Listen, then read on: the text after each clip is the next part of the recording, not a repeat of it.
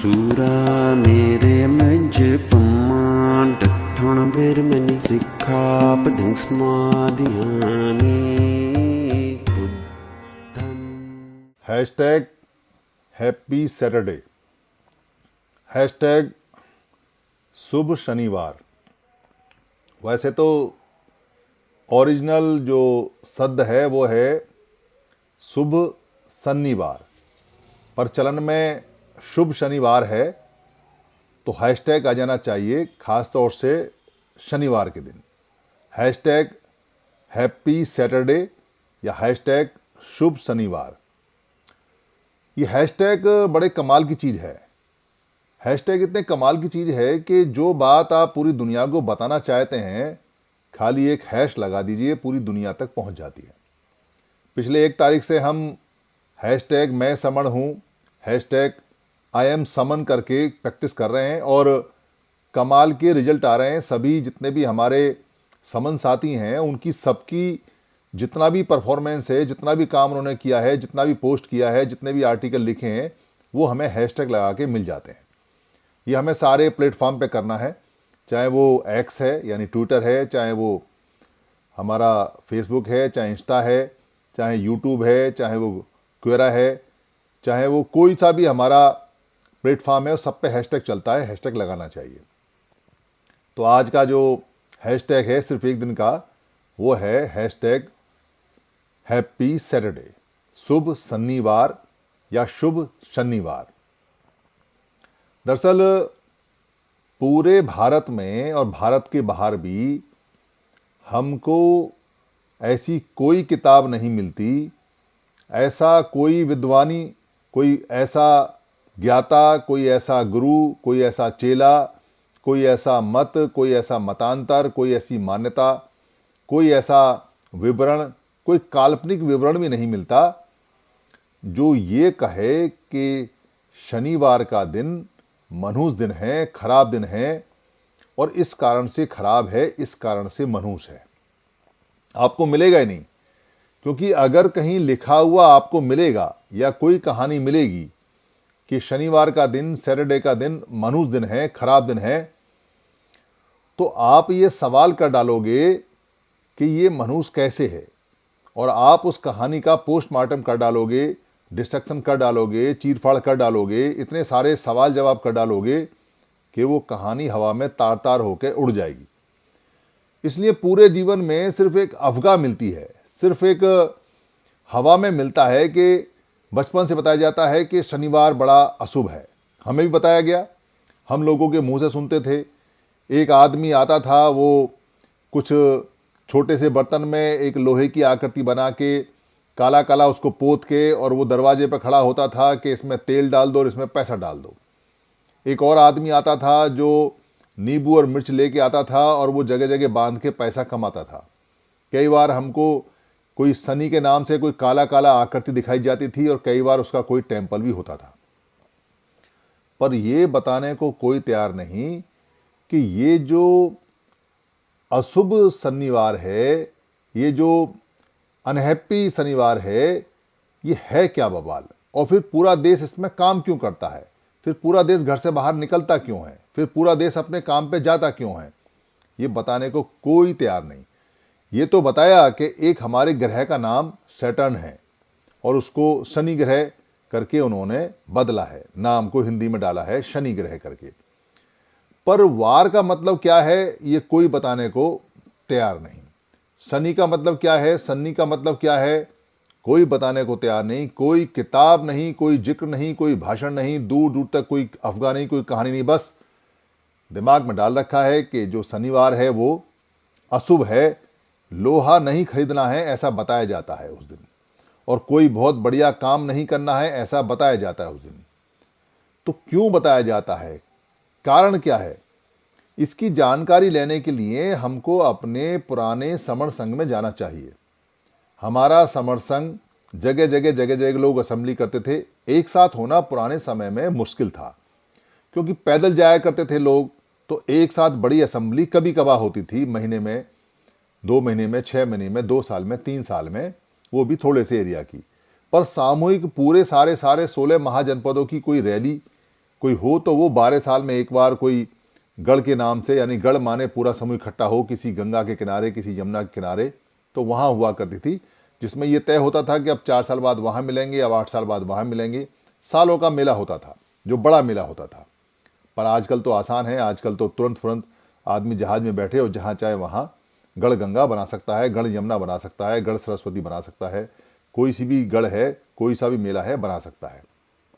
तो पुराने समणों के इतिहास में मिलता है, और ये जिक्र मिलता है जो समण सिद्धार्थ गौतम थे, जो बाद में बुद्ध बने, उन्होंने कई बार इसका जिक्र किया, और ख़ास तौर से एक बार तब उन्होंने जिक्र किया जब उनसे एक राजा का जो सेनापति है वो ये पूछने आया कि मैं बार बार युद्ध में क्यों हार जाता हूँ, क्या कारण है। क्योंकि वो राजा वज्जी लोगों को जीतना चाहता था, वज्जी गणराज्य को जीतना चाहता था, और वज्जी गणराज्य पे जब भी वो हमला करता था तब उसको मुंह की खानी पड़ती थी, तब कि उनके पास पेड सेनाएं भी नहीं थी, पर उसके साधारण लोग उसकी सेना को, उसकी पूरी ताकत को हरा के उसको घर भेज देते थे। तो वो, क्योंकि बुद्ध को ऐसा बताते हैं कि वो सम्यक समज्ञाता थे, यानी बराबर और सही जानकारी वो रखते थे, तो वो उनके पास जाके निवेदन करता है और कहता है कि मेरे राजा ने कहा है कि पूछ के आओ वो हारता क्यों है इन वज्जी लोगों से, साधारण लोगों से। तब वो बताते हैं आनंद की तरफ मुंह कर कर, क्योंकि युद्ध की बात है इसलिए सीधे जवाब नहीं देते मंत्री को। तो वो कहते हैं कि आनंद, तुमको पता है कि वज्जी लोगों के पास 7 अपरिहार्य नियम हैं। अपरिहार्य मतलब, अपरिहार्य का मतलब है जो हार से परे हैं, अब अजय नियम है। और वो 7 नियमों में एक नियम वो ये बताते हैं कि वज्जी लोग सन्निपात बहुल करते हैं। सन्निपात बहुल जब तक करते रहेंगे वो हार नहीं सकते। और सन्निपात बहुल का मतलब होता है सन्निकट बैठना बहुल, यानी अधिकतर लोगों को साथ साथ बैठना। जब हम कहते हैं ना सन्निकट बैठ जाओ, तो साथ साथ बैठना बहुल, अधिकतर लोगों को। सारे लोग तो नहीं आ सकते, कोई बीमार भी होगा, कोई घर पे भी रहेगा, कोई मोहल्ले में भी, पर बहुल लोग, अधिकतर लोग साथ साथ बैठते हैं।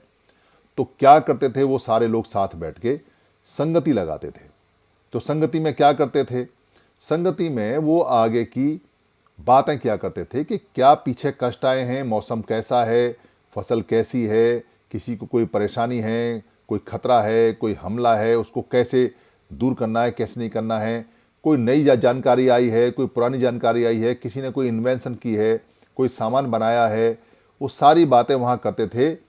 और वो चलाते कैसे थे, साथ साथ बैठकर अपना खाना अपने कपड़े में बांध कर लाते थे, और कुछ खाना फालतू लेके आते थे, कोई और साथी खाए उसके लिए, और अपना सत्तक दंड में बांध के लाते थे। सत्तक दंड सभी के पास होते थे, यानी डंडा सबके पास होता था हथियार वाला, जिसमें वो कपड़े में बांध के अपना खाना लेके आते थे। और वो सारे सामूहिक रूप से आते थे और सामूहिक जाते थे, क्योंकि पैदल चलना होता था, जंगल में जानवर वगैरह हो सकते हैं, इसलिए समूह में जाते थे, गढ़ में जाते थे और गढ़ में आते थे। ये उनका सन्निपात बाहुल का नियम था। तो जो लोग सन्निपात बाहुल में रहते हैं उन्हें कौन पीटेगा, उन्हें कौन हराएगा, क्योंकि वो एक दूसरे के परिवार तक को जानते हैं, वो एक दूसरे के घर के सुख दुख को जानते हैं, उनकी जड़ें चूल्हे में हैं, एक एक घर के बारे में उनकी खानदानों तक की जानकारी दूसरे के पास है। तो वो कुटुंब की तरह, परिवार की तरह रहते हैं संग में। तो जब वो लड़ते हैं तो वो सैनिक, जो पेड सेना होती है, पैसा नौकरी के बाद जो सेना होती है जिसको तनख्वाह मिलती है, उसके लिए नहीं लड़ते, क्योंकि उनको कोई तनख्वाह नहीं मिलती। वो अपने गढ़ के लिए, अपने संघ के लिए, अपने लोगों के लिए, अपने परिवार के लिए, अपनी रक्षा के लिए जी जान से लड़ते हैं। तो कौन हराएगा ऐसे लोगों को जो बिना तनख्वाह के लड़ते हों और अपने परिवार के लिए जी जान से लड़ते हों? तो उन्हें कोई नहीं हरा सकता, क्योंकि उनका 100% अपने लोगों के लिए, अपने परिवार के लिए। तो ऐसा बुद्ध बताते हैं कि जब तक वो लोग असेंबली करते रहेंगे, इकट्ठे रहेंगे, उनको हराना असंभव है। और भी 6 नियम बताए थे। तो वो नियम किस किस ने अडॉप्ट किए, वो नियम दुनिया में कौन कौन लोग फॉलो करता है मिलने का, उसी सन्निपात बाहुल के नाम से सन्निचर्या पड़ी। चर्या मतलब, जैसे कहते हैं कि इस मनुष्य की चर्या क्या है, दिनचर्या क्या है। दिन की चर्या मतलब चलना फिरना, जो उसका कामकाज है वो क्या है। दिनचर्या मतलब दिन में वो क्या करता है।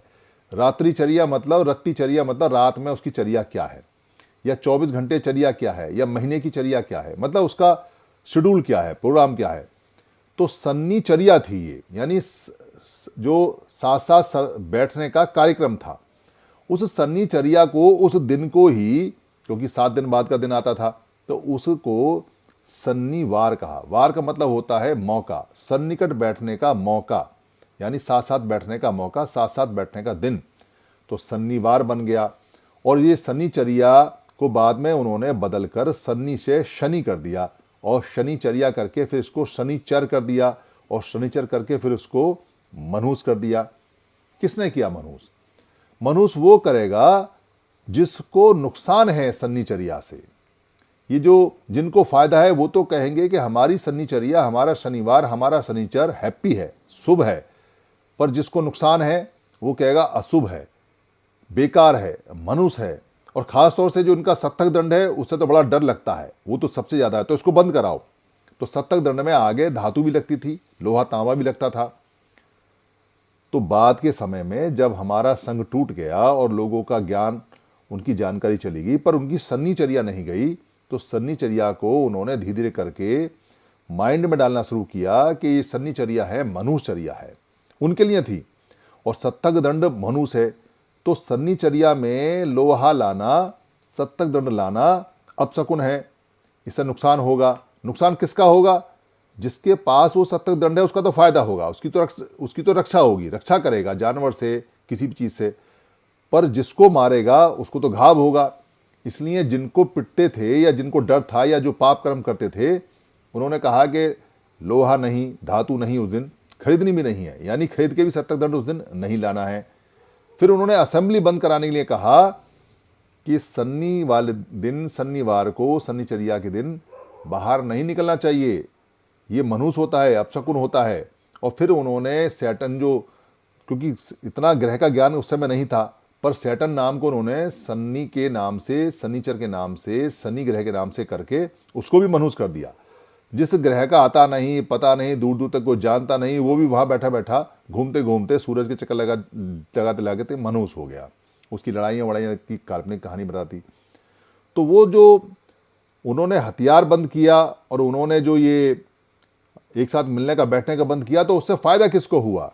उससे फायदा उनको हुआ जिनको उस असेंबली से नुकसान था। इसलिए शनिवार को आज तक भी मनहूस, अपशकुन, ऐसा नुकसान देने वाला कहते हैं, पर मानता कोई नहीं है, कहने वाले नहीं मानते। आज के दिन ऐसा नहीं है कि लोग अपने बैंक से पैसे नहीं लेके आते हों, कोई ऐसा नहीं है कहने वाला जो अपनी दुकानें बंद रखता हो, कोई ऐसा नहीं है जो अपने जो व्यवसाय है, जो इंडस्ट्री है, उनको बंद रखता हो, कोई ऐसा राजनीतिक नहीं है जो उस दिन संसद जाने से मना करता हो या कोई काम करने से मना करता हो, कोई ऐसा ब्यूरोक्रेट नहीं है जो अपने दफ्तर को बंद करता हो। कहीं कोई मान्यता नहीं है, सिर्फ हमारे लिए है। यानी वो हमको कह के अपना काम कर रहे हैं और हमको कह दिया कि ये मनुष्य है, इसको बाहर मत निकलो, अपना हथियार मत लो, इकट्ठे मत हो। तो आपको इकट्ठे होने से रोकने के लिए ये शनिवार मनुष्य शनिवार है। तो आपको क्या करना है? किसी को कुछ नहीं कहना है। हैशटैग हैप्पी सैटरडे, हैशटैग शुभ शनिवार, ये हमारा शनिवार है, शुभ शनिवार है, हमारे लिए सबसे अच्छा है और हमारे सत्तक दंड के साथ है, हमारे भोजन के साथ है, हमारा मिलने का दिन है। आज के समय में हो सकता है कि आप जब मिलना चाहें तो रविवार की छुट्टी हो, क्योंकि पुराने समय में तो शुभ शनिवार होता था, आजकल रविवार, क्योंकि हम वेस्टर्न कल्चर पे चलते हैं। भारत पूरा का पूरा वेस्टर्न कल्चर पे चलता है, तो वेस्टर्न कल्चर के हिसाब से यहाँ सैटरडे की बजाय संडे की छुट्टी होती है। तो संडे की छुट्टी में मिलो, क्योंकि हमारा जो मकसद है वो सन्निपात बाहुल करना है, शनिचर नहीं है, सन्निपात बाहुल करना है। जिस दिन हम मिलेंगे उसी दिन हमारा सन्निपात हो जाएगा, यानी कि हम पास पास बैठने की चर्या में आ जाएंगे। तो हमको करना चाहिए। जिसने किया उसको फायदा हुआ। किसने किया? जो मुस्लिम लोग हैं वो बाद में आए, जो मोहम्मद साहब हैं वो बाद में आए, उनके मानने वाले जो उनकी मान्यता को मानते हैं, जो उनकी बात को मानते हैं, उन लोगों ने फ्राइडे को सन्निपात बाहुल करना शुरू किया। यानी वो शुक्रवार को इकट्ठे होते हैं तो उनका सन्निपात बाहुल उस दिन होता है। जो इंग्लिश लोग हैं, यूरोप में हैं, जो ईसा मसीह के मानने वाले हैं, उन्होंने अपना सन्निपात बाहुल संडे में किया। वो संडे में मिलते हैं, उनका संडे में काम होता है। भारत में बहुत सारे लोग ऐसे हैं जो छुट्टी वाले दिन अपना सन्निपात बाहुल करते हैं। यहाँ के चर्चों में, यहाँ के गुरुद्वारों में, यहाँ के आश्रमों में लोग सन्निपात बहुल करते हैं, संडे को करते हैं। और नेपाल के अंदर शनिवार की छुट्टी होती है, सैटरडे की छुट्टी होती है, वहाँ संडे की छुट्टी नहीं होती, क्योंकि वो वेस्टर्न कल्चर को आधा मानते हैं, आधा नहीं मानते। तो वहाँ आज भी चलता है, क्योंकि वो बुद्ध का, नेपाल के अंदर बुद्ध की ससुराल है, इसलिए वहाँ के लोग उनको ज़्यादा मान्यता देते थे। तो आज भी वहाँ शनिवार की छुट्टी होती है, सैटरडे की छुट्टी होती है। तो जो लोग आज भी इकट्ठा हो रहे हैं उस पुरानी पद्धति के हिसाब से वो सेफ हैं। वो आपस में हर हफ्ते मिलते हैं, सुख दुख बांटते हैं, एक दूसरे की मदद करते हैं, एक दूसरे के रोजगार बढ़ा देते हैं और वो आगे बढ़ते हैं। तो हमारा कहाँ है मिलने का दिन? जब दुनिया के सारे लोगों का मिलने का दिन है, हमारा मिलने का दिन क्यों नहीं है? हमारा मिलने का दिन ओरिजिनल है, पुराना है, सबसे पहला है, हमें ही देख के लोगों ने सीखा। तो हमें इसको आगे बढ़ाना चाहिए और शनिवार को कम से कम हम #हैप्पी सैटरडे, #शुभ शनिवार, शुभ शनिवार करके हमको करना चाहिए। और कोशिश करनी चाहिए कि हम अगर शनिवार को नहीं मिल सकते हैं, सैटरडे को नहीं मिल सकते हैं, तो शनिपात बहुल करें, संडे को करें। एक बात। बुद्धं शरणं गच्छामि।